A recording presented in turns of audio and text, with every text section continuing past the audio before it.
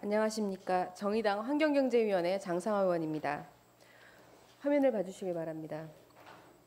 얼마 전 태안화력발전소에서 산업재해로 숨진 고 김용균 씨가 법적으로 사망하였습니다. 고 김용균 씨의 어머니 김미숙 씨는 김용균 재단의 출범으로 이제야 서류상의 아들의 이름을 지을 수 있었습니다. 당시 고 김용균 씨 사망사고 특별조사위원회는 고인의 사망 원인이 원청, 하청의 노동구조에 있음을 명시하며 이런 일의 반복을 막기 위해 22개의 공고안을 내놓기도 했습니다. 2016년 서울 지하철 구의역에서 숨진 스크린도어 정비 하청업체 직원 구의역 김군 사건에 관한 사진입니다. 2016년 5월 28일 구의역 내선순환 승강장에서 스크린도어를 혼자 수리하던 외주업체 직원 김군이 출발하던 전동열차에 치여 사망한 사고입니다. 이 두 가지 사례를 우리는 이렇게 부릅니다. 위험의 외주화. 2019년 올해도 위험의 외주화로 인한 사고는 끊임없이 일어나고 있으며 심각한 사회적 문제로 인식되고 있습니다. 김용균 씨 사건 이후 위험의 외주화 고리를 끊어내야 한다는 국민적 공감대가 형성되었고 국회에서도 산업안전보건법이 개정되는 등 다양한 노력들이 이루어지고 있습니다. 그럼 우리가 살고 있는 고양시의 모습은 어떨까요? 현재 고양시청 앞에서는 월요일부터 금요일 매일 저녁 5시 40분부터 6시 30분까지 고양시 노면청소, 자유로청소 노동자분들께서 집회를 하고 계십니다. 이분들의 요구는 간단합니다. 전년도 기준에 맞는 임금을 지급해달라는 것입니다. 이분들은 같은 공간에서 같은 일을 하고 계심에도 적게는 19만 원에서 최대 36만 원까지 임금이 줄었습니다. 남들은 최저임금 인상으로 임금이 오르고 있는데 오히려 임금이 줄어든 것입니다. 심지어는 최저임금에 미달하는 임금을 받기도 하였습니다.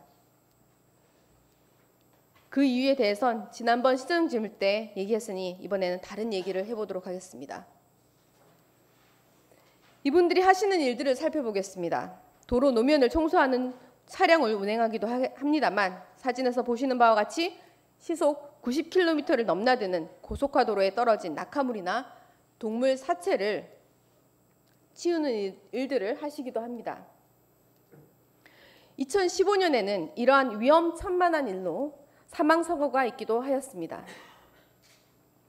다시 말해 위험이 외주화되고 있는 것입니다. 화면의 영상을 봐주시기 바랍니다. 작게 저 멀리에서 안내하는 사람이 피하고 있습니다. 하마터면 큰 사고가 날 뻔한 위험천만한 일이었습니다. 그리고 결국 청소 차량을 들이받는 사고가 일어나게 됩니다. 이분들은 일상적으로 위험에 노출되어 있습니다. 이렇듯 본인들의 목숨을 담보로 시민의 안전을 위해 일하고 있는 분들의 임금을 깎은 것입니다. 이에 본 의원은 이 노면청소, 자유로청소 노동자분들의 임금을 현실화해 주실 것을 간곡히 요청드리는 바입니다. 도대체 왜 이렇게 되는 것인지 타시군의 사례는 어떤지 집행부에 살펴봐 달라고 했습니다.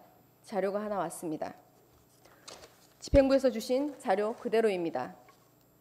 보시는 바와 같이 수원시, 성남시, 의정부시, 부천시 모두 직영 혹은 공단에서 운영하고 있습니다. 또한 비슷한 성격의 업무를 하고 있는 고속도로 안전순찰원의 경우 안전 및 국민 생명 관련 업무 종사자를 직고용해야 한다는 정부 방침에 따라 직접 고용으로 전환하기도 하였습니다. 타시군의 사례에 비추어 보아서도 한국도로공사 고속도로 안전순찰원의 사례를 보아서도 위험의 외주화라는 악의 고리를 끊어내는 것은 매우 중요한 시대적 과제입니다.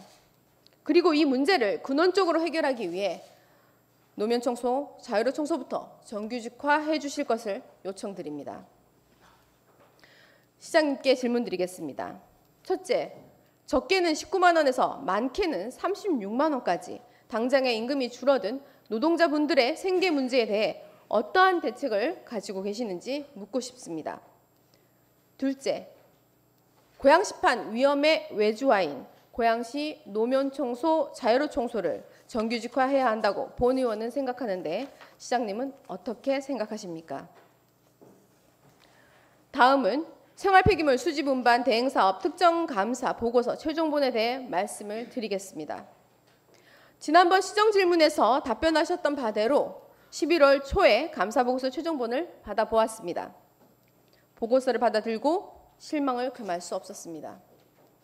감사보고서의 내용은 간단히 설명해 드리자면 2015년 1월부터 2018년 12월까지 4년간 지급한 생활폐기물 수집운반 대행료 중 과다 지급된 부분에 대한 감사를 실시한 것으로 되어 있습니다. 지적사항 총괄의 처분 요구 사항에는 1억 6,088만 원에 대한 생활폐기물 수집 운반 대행 용역의 임의 정산 및 원가 산정 부적정에 대한 주의, 훈계의 내용과 대행체계 운영 부적정에 대한 내용이 들어 있습니다. 처분 요구 사항에는 앞에서 얘기했던 임의 정산에 따라 계약 금액을 재조정하게 되어 행정의 신뢰성을 약화한 것. 두 번째, 청소 차량 감가상각비 원가 산정 부적정으로 인해 1억 9,072만 5,522원을 과다 지급한 것. 셋째, 청소 차량 수리수선비 원가 산정 부적절로 인한 수리수선비 1억 7,928만 1,759원을 과다 지급한 것. 네 번째, 원가 산정 부적정에 따라 감가상각비에 연동된 일반관리비 및 이윤 과다 지급액 1,882만 4,122원에 대한 내용이 들어 있습니다. 이들 중 수리수선비에 대해서는 정산의 의무가 없는 것이기에 환수 조치를 취할 수 없다는 결론을 내려놓았습니다. 수리수선비의 경우 차량별 구입 연수에 따라 각 차량별로 차량 가격에 정비비 개수, 과중치 등 수리비 공식을 적용해서 산정하여야 합니다. 그럼에도 전체 차량의 가중치를 모두 90에서 100%로 일괄 적용하여 1억 7,928만 1,759원이 과다 산정되었습니다만 환수를 포기한 것입니다. 게다가 수리수선비에 연동된 일반관리비와 이윤은 적시하지도 않았습니다. 생활폐기물 수집운반 대행 계약을 위한 원가계산 산정 방법에 대한 규정에 따르면 일반관리비와 이윤은 노무비, 경비 등의 합계액의 10% 이하로 산정하게 되어 있습니다. 그런데 감가상각비에 연동된 일반관리비 및 이윤의 합인 1,882만 4,122원만을 환수하겠다는 것입니다. 또한 계약 조건에 위배하여 임의 정산한 관련자에 대해 훈계 조치만을 하고자 한다는 내용도 포함되어 있습니다. 이외에 생활폐기물 수집운반 대행사업 전반에 관한 통보는 지금은 논외로 하고 앞에서 언급한 감사보고서의 내용만을 가지고 문제점을 짚어보겠습니다. 첫 번째, 고양시가 2015년 1월부터 2018년 12월까지 원가 산정의 부적절함으로 인해 과다 지급한 전체 비용이 축소되었다고 보여집니다. 원가 산정의 부적절함으로 인해 과다 지급된 항목에는 감가상각비와 수리수선비 그리고 총경비의 10%에 해당하는 일반관리비와 이윤이 있습니다. 그런데 여기에 제시된 처분요구사항 일람표와 감가상각비 원가계산 부적정에 따른 일반관리비 이윤 과다 산정표에는 수리수선비에 연동된 일반관리비와 이윤의 내용이 빠져 있습니다. 그리고 재검토 결과 내용에 보면 수리수선비 재검토 결과는 환수가 불가능하다 하여 아예 적시조차 하지 않았습니다. 환수하지 않는다고 하여 시에 손해를 끼치지 않은 것은 아닙니다. 잘못된 행정으로 인해 손해가 얼마만큼인지 정확하게 나타내야 할 것입니다. 둘째, 계약 조건에 위반하여 임의 정산한 관련자에 대한 훈계 조치만 존재합니다. 이번 감사에서 밝혀진 첫 번째 문제점은 2015년, 2016년, 2017년, 2018년 4개년도 원가 산정에서의 부적절함입니다. 그로 인해 시에서 예산이 과다 지출되어 업체의 부당이득으로 들어간 것입니다. 그에 대한 어떠한 처분도 없습니다. 다만 2018년에 부서에서 감사 지적사항에 대해서 적정 여부 검토 및 내부 보고를 하지 않은 채 부적절하게 임의 정산해서 계약 금액을 재조정하게 되었고 그로 인해 행정의 신뢰성을 약화시켰다는 훈계의 사유만 존재합니다. 부적절한 원가 산정에 의한 혈세 낭비에 대해서는 책임을 묻지 않고 부적절한 원가 산정을 인지하여 중간 정산을 하려 한 것만 문제 삼은 것입니다. 혈세 낭비보다 행정의 신뢰성 약화가 더욱 엄중한 과실인 것인지, 그리고 혈세 낭비에 대해서는 책임이 진짜 없는 것인지 묻고 싶습니다. 셋째, 과다 산정된 수리수선비 1억 7,928만 1,759원과 적시되지도 않은 수리수선비에 연동된 일반관리비 및 이유는 그 아무도 책임을 지지 않고 있습니다. 업체에 환수를 못하게 된 상황이라면 원가 산정을 담당했던 용역업체인 한국경제행정연구원과 한국사회경제연구원 등의 구상권을 청구하든지 그 업무를 담당했던 공무원에게 징계 부과금을 부과하든지 어떠한 형태든 처분이 있어야 할 텐데 그에 대한 어떠한 처분의 내용도 보이지 않습니다. 네 번째, 본 의원이 언뜻 보기에도 문제가 너무 많아 보이는 이런 허술하기 짝이 없는 감사보고서가 최종본이며 감사관의 재가를 받고 시장님께 보고가 되었고 아무런 문제제기가 없었다고 하는 점이 납득이 잘 가지 않습니다. 시장님께 질문 드리겠습니다. 본 의원이 제기한 위 문제점들에 대해 시장님은 어떻게 생각하시는지 각각의 내용에 대해 설명을 해주시기 바랍니다. 또한 향후 이 감사 결과를 그대로 수용하실 것인지에 대해서도 명확히 해주시기 바랍니다. 다음은 농민 기본소득에 대해 말씀드리겠습니다. 얼마 전 정부는 WTO 개도국 지위를 차기 협상 때 주장하지 않겠다고 하며 사실상 개도국 지위를 포기하였습니다. 우리나라는 지금까지 개도국 지위를 이용해 주요 농산물을 보호해 왔습니다. 하지만 개도국 지위가 사라지면 수입 농산물 관세를 낮춰야 하고 농산물 가격 안정에 쓰이는 농업 보조 총액도 절반 정도 삭감해야 합니다. 결국 식량 안보의 측면에서라도 농업이라는 산업을 유지하기 위해서는 이것을 계기로 유럽 같은 선진국형 농정으로 가야 합니다. 그 과정에서 적극적으로 검토해야 할 것이 농민 기본소득입니다. 이에 따라 경기도는 농업이 사양 산업이 아니라 국가의 주요 전략 산업이자 안보 산업이라는 이재명 지사의 정책 기조에 따라 농민 기본소득 도입을 추진하고 있습니다. 실제로 경기도에서는 농민 기본소득 도입 추진을 위한 조사 및 운영체계 구축과 관련해 2020년 예산에 27억 5천만 원을 편성하였습니다.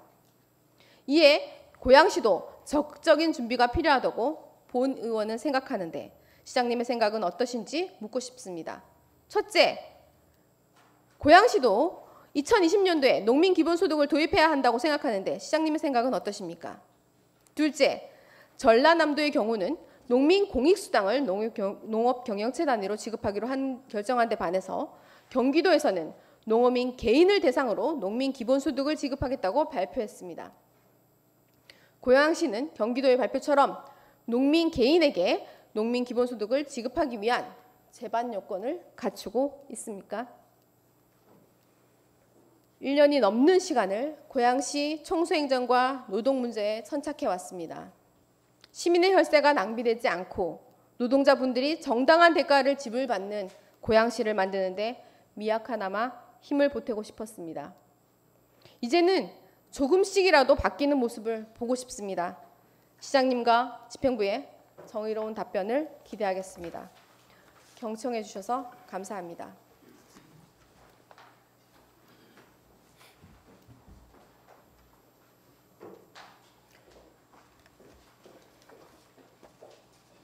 장성호 의원님 수고하셨습니다.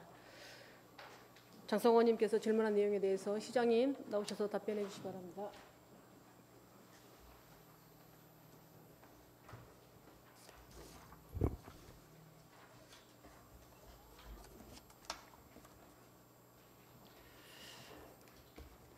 예, 존경하는 장성호 의원님께서 그 청소 행정 그리고 취약 현장에 계시는 노동 문제에 대해서 지속적인 질문을 해주셨습니다. 진심으로 감사드립니다.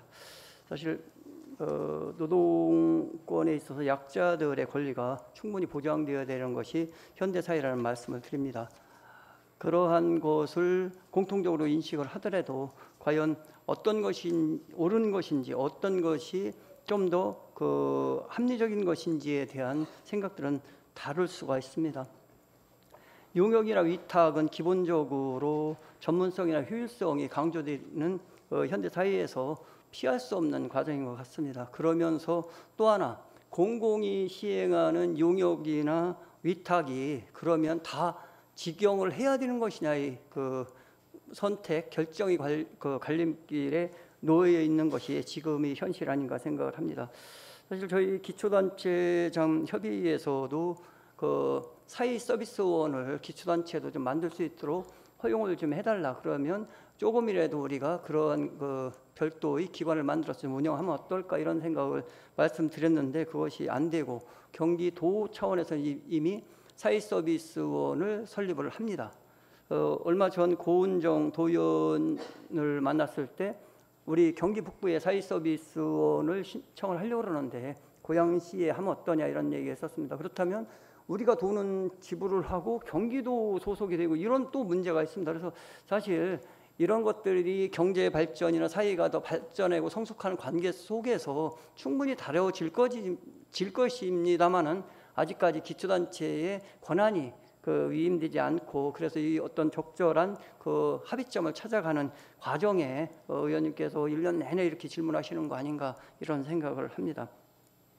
우선 그 노면 청소에 대해서는 사실상 법이 바뀌어서 기타 그 용역으로 분류가 되고 최저 낙찰률이 77.99%로 되어 있습니다. 그렇기 때문에 저희가 공개 경쟁 입찰을 했을 때 A라는 업체, B라는 업체들이 최저 낙찰률로 써냈을 경우에 그것을 저희가 재척할 수 있는 그것이 없다라는 말씀을 우선 드립니다. 그런 과정 속에서 이분들이 우리가 지급하는 그 용역비가 충분히 최저임금이라 이런 것들을 다 상회하고 남는데 결국은 이렇게 하는 이유는 사실상 이런 그 용역에 업체들이 참여하려고 그러면 기본적으로 평가 점수에서 수행했던 업무 결과나 성적이 필요로 합니다. 그렇기 때문에 항상 이런 관계들이 있다는 것이 사실상 우리가 좀 더 좀 더 깊게 살펴봤어야 되는데 그런 것은 조금 못하지 않았느냐 이런 생각이 듭니다. 그렇지만 이것이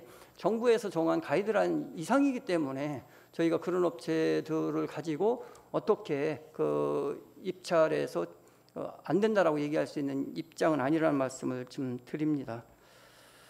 의원님께서 말씀해 주신 그 부분에 대해서 사실상 저희들도 그 업체와 여러 가지 대화를 나누고 있습니다. 그리고 대화를 나누고 있고 이것을 어떻게 하면 슬기롭게 해결을 할 수 있을까 그런 그 관점에서 일을 진행하고 있다는 말씀을 좀 드리겠습니다. 그리고 노면 및 자유로 청소 노동자들이 정규직화에 대해서는 사실상 정부도 지금 뚜렷한 강제 조항이 없습니다. 그러고 이제 2단계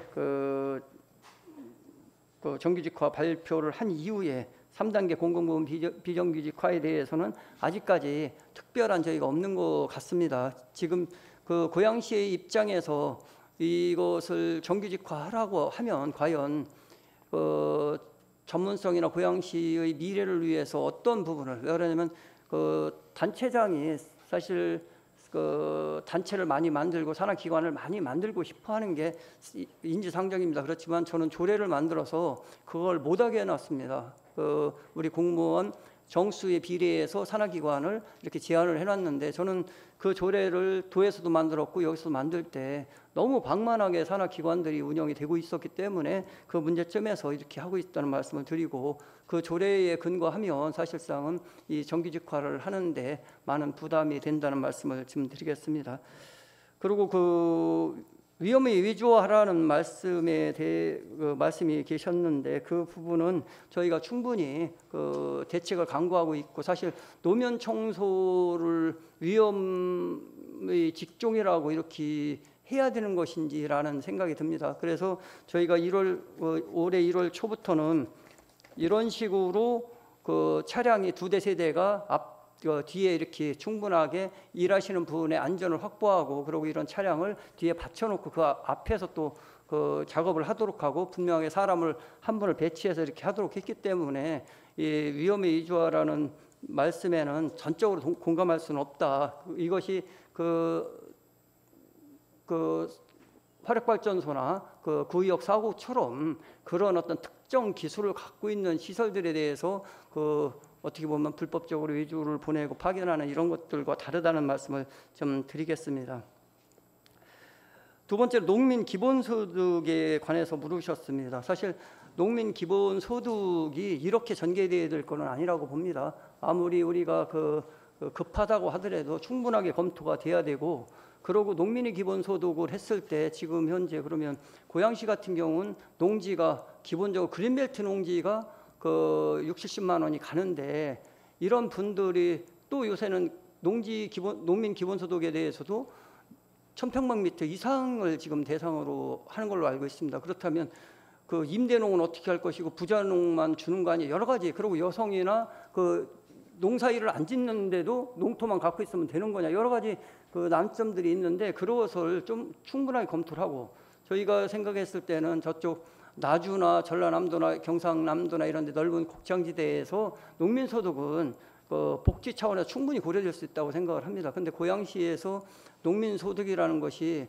얼마만큼의 공감을 얻을 수 있는 것인지, 이런 부분에 대해서는 도에서 기본적으로 기본소득에 지금 수당이 문제점이 많습니다. 그래서 기본소득을 하는 거에 대해서는 동의를 한다. 그렇지만 이것을 어떻게 보면 농민 기본소득보다도 국민 기본소득의 전체 차원에서 가야지, 어느 특정 부분 한 부분 이렇게 상황이 발생될 때마다 꺼내는 건 좀 맞지 않지 않느냐, 이런 생각은 듭니다. 그렇지만 경기도가 농민 기본소득을 농민 수당이 아닌 기본소득으로 한다는 데 대해서 취지에 공감하고, 약간 세부적인 안이 나오면 저희들도 검토를 하겠다는 말씀을 드리겠습니다.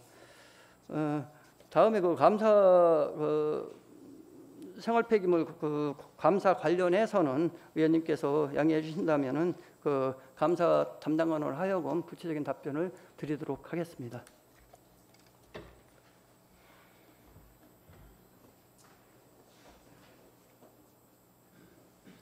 시장님 수고하셨습니다. 전희정 감사단장님 나오셔서 보충 답변해 주시기 바랍니다.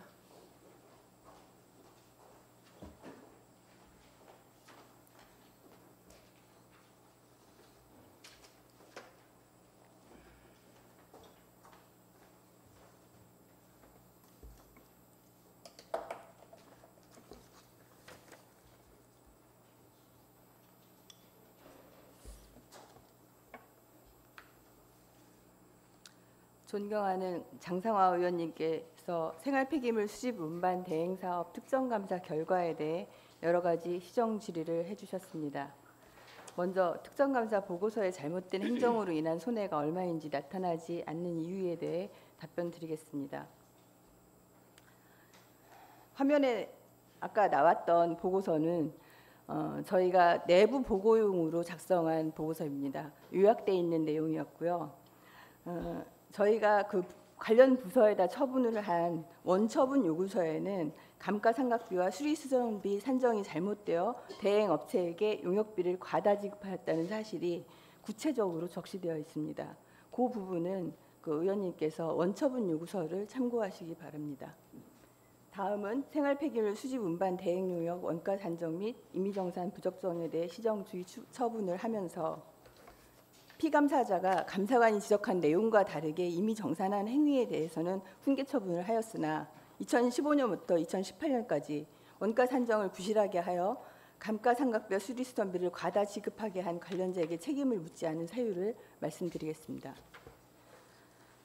2018년도 감사수감 후 임의정산 행위를 한 관련자는 자신의 업무 처리 잘못에 대해 감사관으로부터 구체적인 지적을 받았습니다. 따라서 동일한 실수를 반복해서는 안 되는데 감사관의 의견을 무시하고 업체의 주장을 수용해서 임의 정산을 하였습니다. 따라서 고의성이 있다고 보아 책임을 물은 것입니다. 한편 자원순환과는 매년 재단법인 한국경제행정연구원과 수의계약을 맺어 생활폐기물 수집 운반 용역비 산정을 하고 있는데, 그 용역 결과의 당부당을 자원순환과 직원이 샅샅이 체크하여 계산 착오가 있는 부분까지 밝혀낸다는 것은 현실적으로 기대하기 어렵습니다. 물론 담당자로서 원가 산정의 오류를 바로 잡아야 할 책임은 있으나 원가 산정 이외에 주어진 다른 업무가 많다는 점과 5년간 이 업무를 담당했던 관련자 대부분이 인지하지 못할 만큼 감가상각비와 수리수선비 계산은 세세하고 전문적인 사항임을 고려하여 업무 개선만 요구하고 관련자 책임을 묻지 않았습니다. 그리고 장상화 의원님이 말씀하신 그 관련자에게 구상권이나 징계 부과금을 부과해야 된다는 그 의견에 대해서는 직접적으로 금전 또는 재산상의 이득을 취한 경우에 해당할 때에 징계 부과금을 부과할 수 있고, 구상권 같은 경우는 타인을 위하여 그 사람의 행위를 그 채무를 변제했을 경우에 그거를 그 채무에 대해서 반환 청구권을 저희가 청구를 하는 것입니다. 따라서 그 두 가지는 요건이 성립되지 않아 부과할 수 없다는 점을 말씀드리겠습니다. 그리고 다음은 과다 산정된 수리수선비에 대한 감사 처분이 없는 이유에 대해 답변을 드리겠습니다. 지방자치단체와 체결하는 용역계약이 있어서 지방자치단체를 당사자로 하는 계약에 관한 법률 시행령 제74조 제9항의 규정에 따라 공사의 설계 변경으로 인한 계약금액 조정 그 조항을 준용해서 용역계약의 금액 조정도 할 수는 있습니다. 그런데 감가상각비와 수리수선비는 입찰자의 책임하에 작성하는 용역 원가 산적 내역서상의 비용입니다. 따라서 지방자치단체 입찰 및 계약 집행기준 제13장 공사계약 일반조건 제6절 1-가의 각 항목에 해당되지 않아 산출 금액의 과다 과소를 사유로 계약금액 조정을 할 수가 없습니다. 또한 고양시 생활폐기물 수집 운반 대행 용역 계약 조건에도 부당이득금 환수 규정은 없습니다. 다만 제20조에 사후 정산 대상으로 2015년부터 18년까지는 집정 노무비와 각종 보험료가 규정되어 있었습니다. 그랬다가 2019년도에 간접 인건비, 감가상각비, 제세 공과금을 추가했습니다. 따라서 정산 대상에 해당되는 이런 그 항목들은 계약이 다 종료되고 난 이후에도 조정을 할 수 있지만 사전에 이렇게 약정을 하지 않은 감가상각비나 수리수선비를 기성대가가 완전히 지급되고 난 후에 조정을 할 수는 없었습니다. 다시 말씀드리면 2015년부터 2018년까지 부당 지급된 감가상각비와 수리수선비는 원칙적으로 계약 당사자 사이에 계약 금액 조정을 염두에 두지 않고 확정적으로 지급을 마친 기성대가이므로 계약 상대방의 신뢰보호 원칙 그리고 또 지방계약법의 규정에 따라서 부당이득금으로 환수할 수는 없었습니다. 그러나 통상적으로 계약 상대자가 원가 산정의 기준이 되는 자료를 사실상 보유 관리하는 대로 행정청에 그대로 제공하지 않고 허위 증빙 자료를 제출한 경우에는 계산 착오에 귀책 사유가 있다고 보아서 부당이득금은 반환 요구를 할 수가 있습니다. 이에 따라 감가상각비의 경우 청소 대행 업체가 제공한 차량 가격 자료 등이 사실과 다른 것으로 감사 결과 확인이 됐기 때문에 부당이득금으로 간주하여 환수하도록 하였고 업체 쪽에서도 동의를 하였습니다. 다만 수리수선비는 그 업체의 귀책 사유를 저희가 확인할 수 없었기 때문에 지금까지 계산이 잘못된 관행을 개선하고 차량별로 가중치를 적용해서 효율적으로 원가 계산을 하도록 처분 요구하여 자원순환과에서 2019년부터 개선 조치를 한 것으로 알고 있습니다. 마지막으로 특정감사 결과 수용 여부에 대해 답변드리겠습니다. 이번 감사 결과는 시장님 결재를 받아서 2019년 11월 4일 관련 부서로 시행을 하였습니다. 주요 감사 지적사항은 생활폐기물 수집 운반 대액 용역 원가를 합리적 경제적으로 산정하라는 것과 대행 업체 선정 시 투명하고 공정한 절차를 거치라는 것, 청소 대행 구역을 우리시 규모에 맞게 확대 조정하고 수거 빈도를 높여 청소 서비스의 질을 향상시키라는 것, 생활폐기물 집화장을 마련하기 위한 계획을 수립하라는 것, 대행 업체 평가를 실효성 있게 하여 업체 간 경쟁을 촉발시키라는 것 등 6가지입니다. 이와 같은 감사 지적 사항을 통하여 관련 부서에서는 생활폐기물 수집 운반 시스템을 개선하기 위해 다각도로 노력하지 않을 수 없을 것이라고 생각합니다. 이상으로 장상화 의원님의 질문에 대한 답변을 마치겠습니다.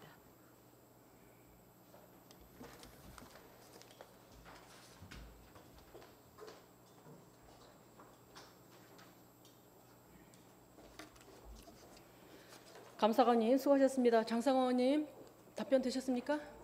예, 나오셔서 보충 질문해 주시기 바랍니다.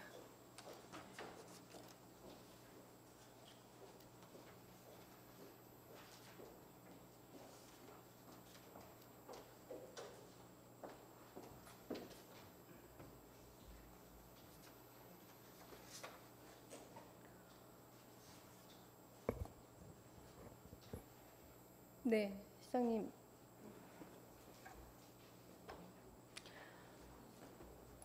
혹시 그 매일 노면 청소, 자료 청소 하시는 분들 집회 현장을 보신 적이 있으신가요? 마음이 안 좋죠. 보신 적은 있으시죠? 예. 만나 보셨나요? 예? 만나 보신 적 있으신가요? 만난 적은 없습니다. 이분들은 생계의 문제입니다. 그래서 지금 답변에 보면 임금 하락과 관련해서 임금 보전을 위한 방안을 강구하기 위해 대화와 법적 검토를 진행 중이라고 이렇게 답변이 나와 있더라고요. 이 방안은 언제쯤 받아볼 수 있을까요? 저희를 좀 의원님께서 도와주시면 어떨까요? 그러니까 환경경제위원회에서 이제 행감입니다. 그 계속적으로 집행부만 이렇게 이제 그 지적을 해주시고 이러는데 사실은 업체의 입장, 업체가 어떤 마음을 갖느냐도 중요합니다.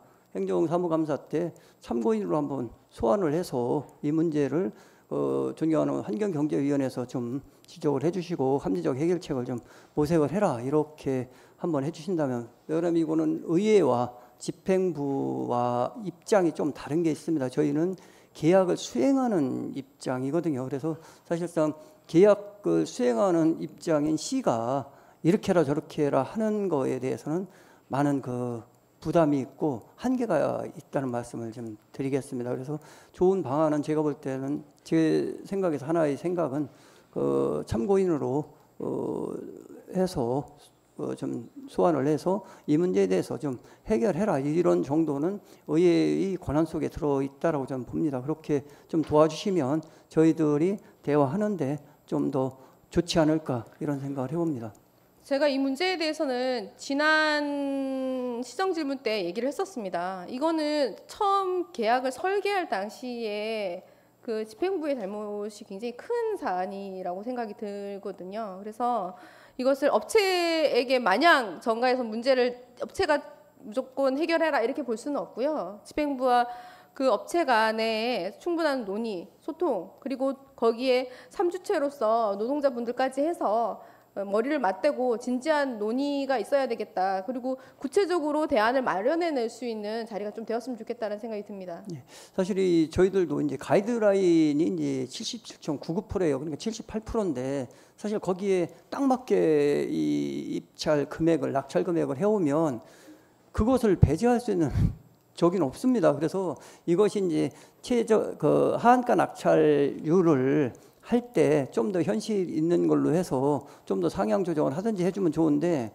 사실 그걸 임의적으로 저희가 할 수는 없습니다. 그래서 의회에서 이번 행감 동안에 어차피 정치라는 것이 의회와 집행부 같이 상의해서 이렇게 하는 거기 때문에 이 하한율을 조금 더 고려를 해줬으면 좋겠다 내지는 업체가 좀 했으면 좋겠다 해서 조금 더 우리 양자 간에 서로 이렇게 어떻게 보면 부딪히는 부분을 의회 쪽에서 좀 역할을 해주신다면 좋지 않을까 이런 생각을 해봅니다.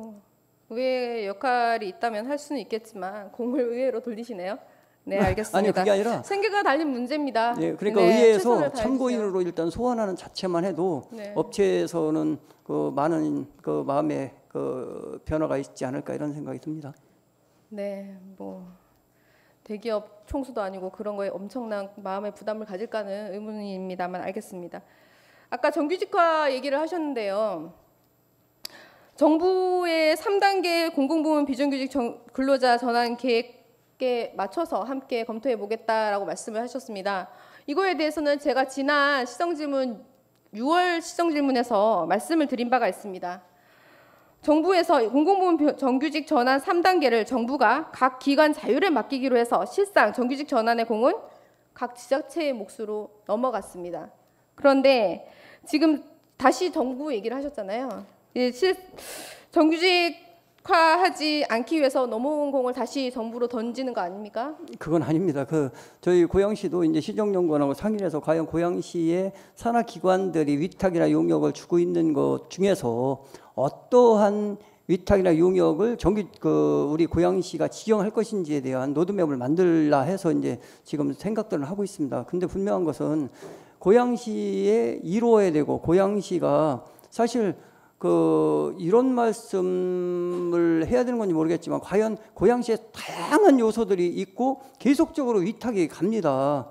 지금 현재도 일산도서관 위탁해야 되고 많은 작은 도서관들도 위탁을 가고 그다음에 복지관 전부 위탁을 가는데, 그러면 지금 위탁으로 진행되는 것을 다 중단을 하고 정규직으로 하든지 뭘 해야 되는데, 이거를 어디는 정규직하고 어디는 위탁을 계속 확대시키고, 어린이집도 지금 국공립 어린이집이 전부 다 위탁입니다. 그렇다면 이것을 어떻게 수위 조절하고 기준을 어떻게 만들 것인가의 기본적인 방법이나 뭐가 있어야 된다는 생각을 해봅니다. 제가 말씀을 드리는 게 그겁니다.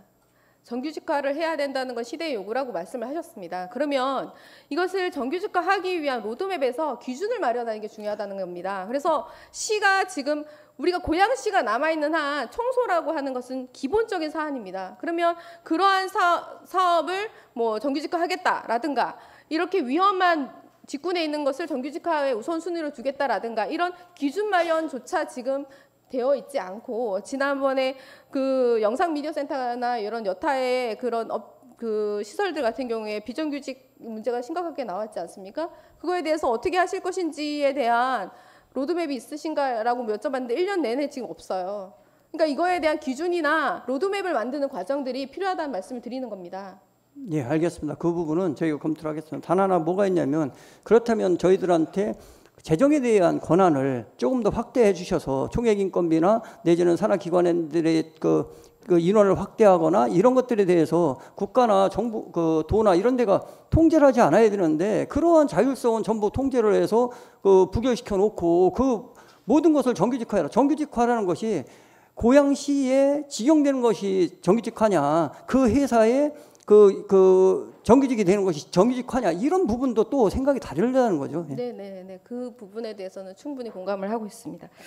그다음 감사보고서에 대해서 말씀을 드리겠습니다. 저는 시장님이나 저나 똑같이 얘기할 수 있는 사안이라고 생각을 합니다. 그죠? 네. 감사보고서의 결과 적시에 미흡했다고 하는 얘기는 뭐냐면요. 지금 얘기해서 과다 지급됐다고 하는 것이 4가지가 있습니다. 감가상각비와 감가상각비에 연동된 부가가치세 이윤, 그 다음에 수리수선비와 수리수선비에 연동된 부가가치세 이윤이에요. 그런데 지금 감가상각비에 대한 얘기는 나왔습니다. 그리고 감가상각비에 연동된 부가가치세 이윤에 대한 얘기도 나왔어요. 그리고 수리수선비에 대해서는 전체 통 금액이 나왔지만 이거에 대해서 구체적 내용이 나오지 않아 있는 상태고요. 그 다음에 수리수선비에 연동된 부가가치세 이윤에 대해서는 어디에도 제가 지금 아까 주신 자료에도 나와 있지 않습니다.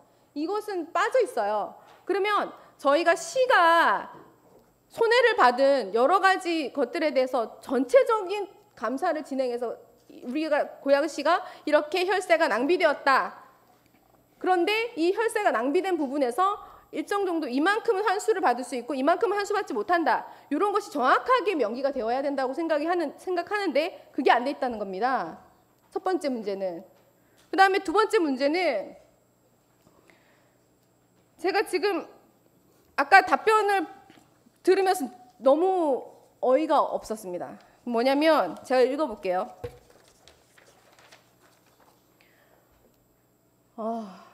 용역경과의 당 부당을 담당자가 샅샅이 체크하여 계산 착오가 있는 부분을 밝혀낸다는 것은 현실적으로 기대하기 어렵다. 담당자로서 원가 산정의 오류를 바로 잡아야 할 책임은 있으나 원가 산정 이외에 주어진 다른 업무가 많다는 점과 5년간 이 업무를 담당했던 관련자 대부분이 인지하지 못할 만큼 계산은 세세하고 전문적인 사항임을 고려해서 관련자 책임을 묻지 않겠다.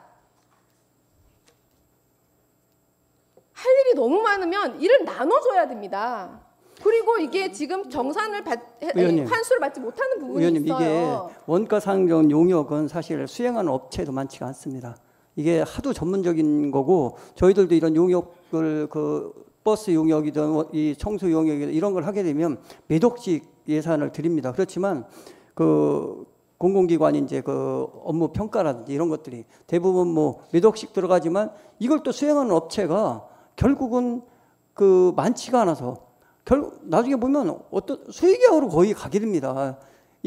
그렇지만 또 하나가 문제가 그러면 고양시가 여태까지 해온 이 자료를 어딘가 갖고 있어야 이게 되는데 새로운 업체들은 엄두가 안 나니까 하지를 또 않고요. 그래서 이번 같은 경우도 저희가 청소 용역 관련해서 원가 계산을 할 때 용역사를 바꿔라라고 해서 아마 이번에 바꿨을 겁니다. 근데 결국은 자료가 거의 흡사하게 나옵니다. 그것은 뭐냐면 그만큼 이 자료를 대입하는 내용들이나 이런 것들이 거의 전적으로 기존에 있는 자료들을 활용하기 때문에 그렇습니다. 그래서 이 부분은 어떻게 보면 의원님께서는 의아하게 생각하시고 이것은 문제가 있다라고 보지만 우리가 용역을 주는 이유는 우리가 못하는 것을 대신해주고 그것의 공정성이나 투명성을 확보해달라고 해서 주는 거기 때문에 그 문제 전체를 다 할 수는 없는 거죠. 그 말씀입니다. 뭐냐면 제가 지금 의회에 들어와서 한 달 동안 이거를 봤어요.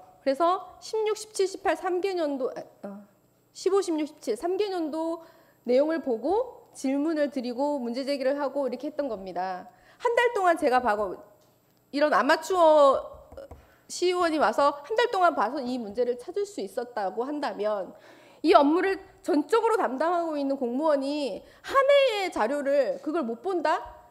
그것에 대해서 물리적으로 안 된다? 이게 과연 타당한 답변인지 저는 의문이 들고요. 또 하나는 그런 고충이 있기 때문에 원가 산정 전문 업체에다 맡기는 겁니다. 그러면 그 전문 업체는 그거에 대한 산정에 대한 책임이 있습니다. 그런데 그 책임을 묻지 않는 거죠.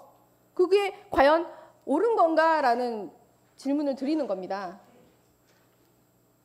그러니까 그 부분이 이제 잘못된 게 밝혀지면 그러한 이제 원가 계산하는 이제 용역 업체가 이제 우리 계약은 다시는 할 수는 없지만 아까 감사 담당관께서 보고 드린 바와 같이 어떤 것들 허위 자료에 의해서 한 것은 우리가 추징을 할 수 있지만 허위 자료가 아니고 나름대로 자기 어떤 전문성이 있는 겁니다. 그래서 내가 생각했을 때 버스비가 500원이 적정해, 600원이 적정해 하는 것은 그 용역을 수행하는 업체의 고유몫이라는 거죠. 근데 그 요금을 결정하는데 500원이다 600원이다라고 하는데 첨부된 자료가 잘못된 거라면 그것은 이제 우리가 환수할 수 있다는 의미로 좀 해서 받아주셨으면 좋겠다는 말씀을 드리겠습니다. 또 하나 제가 얘기를 드리고 싶은 것은 이 처분 어디에도 징계는 없습니다. 주의밖에 없어요. 그럼 주의를 줄 때도 공명정대하게 줘야 된다고 생각이 듭니다. 2015년에 원가 산정을 잘못한 사람, 2016년에, 17년에, 18년에 각각 잘못한 사람이 있어요. 그런데 주의는 2018년에 중간에 임의정산한 사람만 주의를 받았습니다. 그러면 2015, 16, 17, 18년에 원가 산정을 잘못해서 혈세가 낭비된 것에 대해서는 아무도 주의조차 받지 않고 있어요. 그러면 이게 어떻게 되냐면 이 고양시 공직사회 전반에 시그널을 주는 겁니다. 시간만 흘러가면 모든 게 해결된다는 시그널. 이게 과연 옳은가? 좀 재고해 봐야 된다고 생각이 듭니다. 예, 그런 부분에 대해서는 저희들이 좀 더 참작을 하겠지만 의원님께서 아시다시피 청소하고 대중교통하고 몇 개 부서들은 사실상 직원분들이 상당히 기피하는 부서입니다. 그만큼 이해관계자들, 그러니까 우리가 정상적으로 판단하고 내 소신껏 결정할 수 있는 구조가 아니고 많은 이해관계자들이 있습니다.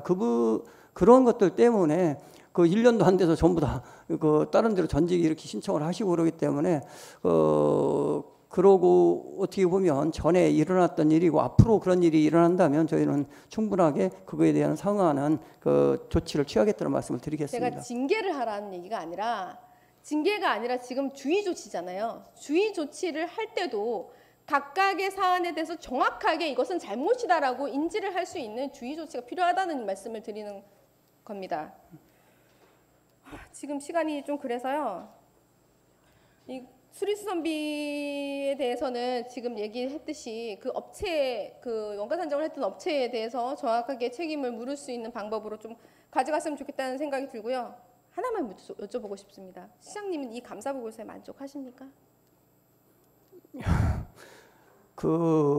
제가 그 청소용역업체와 계약서를 작년 12월 31일 받았습니다. 1월 1일부터 시행인데, 그래서 이것은 못한다 해가지고 지금까지 어쨌든 가져오면서 그 사회적 기업으로 전환하는 것을 만들어냈다는 말씀을 드리겠습니다. 그러니까 그 하나의 정착된 제도를 그 시장이라 해서 쉽게 이렇게 변경하고 이런 것이 아니라 그 과정에는 수많은 그 서로 간의 소통이 있어야 되고 그 조율이 있어야 된다. 그 과정에서 어쨌든 그 새로운 결과들을 만들어내는데 우리는 충분히 최선을 다했다, 이렇게 말씀을 드리겠습니다. 농민 기본소득에 대해서 말씀드리겠습니다. 농민 기본소득은 이미 전남, 전북, 충남 등 곳곳에서 지금 농민수당이라는 이름으로 지금 실시를 하고 있습니다. 그런데 경기도에서도 농민 기본소득 도입을 공표했습니다.